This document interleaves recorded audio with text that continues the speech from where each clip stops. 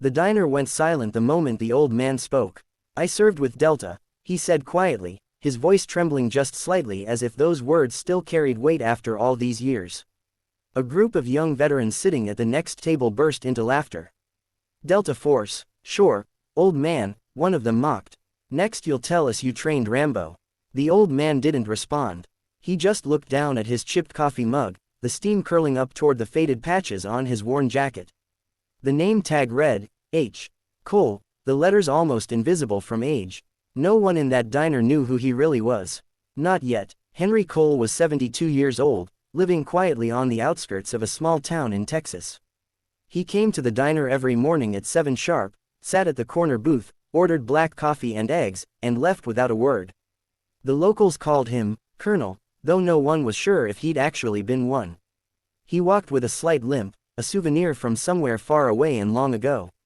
Most of the new generation of veterans hung out there too, guys just back from Iraq, Afghanistan, and Syria.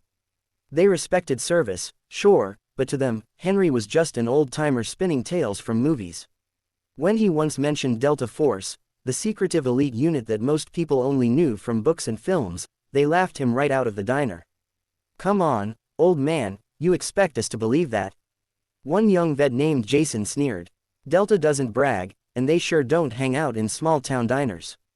The manager, tired of the argument, walked over and said, "Maybe it's best you eat somewhere else, sir." That broke him a little. Henry picked up his hat, nodded without a word, and walked out into the cold morning wind. Henry lived in a small wooden house just outside town. The walls were lined with photos, most of them faded, some with faces blurred for security reasons. In one, a younger Henry stood beside men in camouflage, their faces hidden under black bars. On his mantel sat a folded flag and a single tarnished medal. He ran his finger over the edges of the medal every night. He wasn't angry at the young men for doubting him. How could they know? The missions he'd been part of were still classified. Names erased, records sealed. Even his own service record said, undisclosed operations. But sometimes, the ghosts came back. He'd wake up drenched in sweat, hearing the echoes of explosions, the cries of his brothers, and the radio static calling out, "Eagle 1, extraction in 30. No one believed him, no one remembered. A week later, the diner was busy again when a convoy of black SUVs rolled into town. The doors opened, and out stepped several men in dark suits, earpieces in their ears. The entire diner turned to stare. The men scanned the room until one of them spoke into a mic, confirming location. Proceeding to pick up, moments later, they walked straight out of town and headed toward the dusty road leading to Henry Cole's house. Inside the diner, Jason and the other veterans joked nervously. "Who do you think they're looking for? Mayor?" But their laughter stopped when military helicopters appeared overhead. Blackhawks. Real ones. The rumble of the rotors shook the windows. Dust flew across the road as the convoy stopped in front of Henry's old house. Within minutes, uniformed men, not just soldiers, but operators, stepped out. No names, no insignia. Just a single patch, Delta. The young veterans from the diner followed, curious. They stayed behind the fence line as they saw what unfolded next. One of the Delta operators, tall, muscular, wearing a beard, saluted Henry as he stepped onto the porch. "Sir," the man said respectfully, his voice steady but emotional. "Command sent us to bring you in." Henry looked confused. "Me? I've been retired for 30 years. "Yes, sir," the operator said. "But the unit doesn't forget its own. We lost our team leader last week.